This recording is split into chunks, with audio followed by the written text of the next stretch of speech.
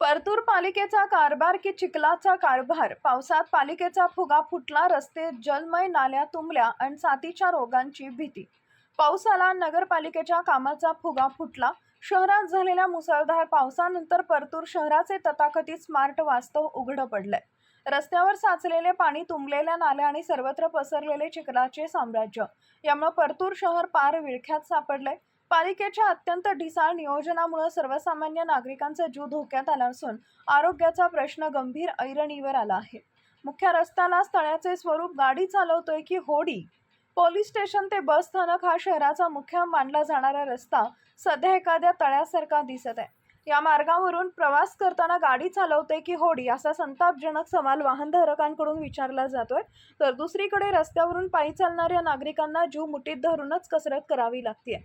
लाल बहादूर शास्त्री कन्या शाळेच्या समोर तर रस्त्याची पार चाळण झाली आहे.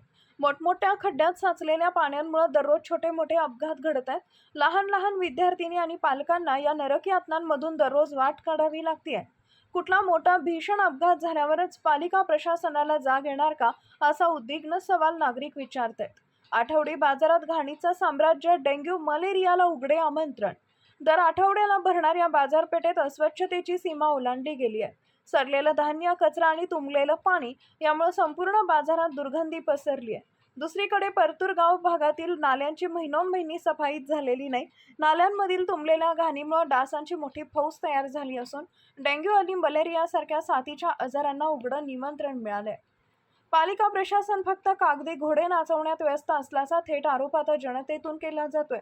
तुंबलेल्या नाल्यांची स्वच्छता करा, पाणी साचण्याच्या त्रासातून कायमची सुटका करा, अशी थेट आणि कडक मागणी संतप्त परतूरकरांनी केली आहे. आता तरी पालिका प्रशासन झोपेचं सोंग सोडणार की नागरिकांना या विरोधात रस्त्यावर उतरून तीव्र आंदोलन करावे लागणार, याकडे संपूर्ण शहराचं लक्ष लागलंय. न्याय की बुलंद आवाज न्यूज नेटवर्क 24, संपादक अफरोज शेख.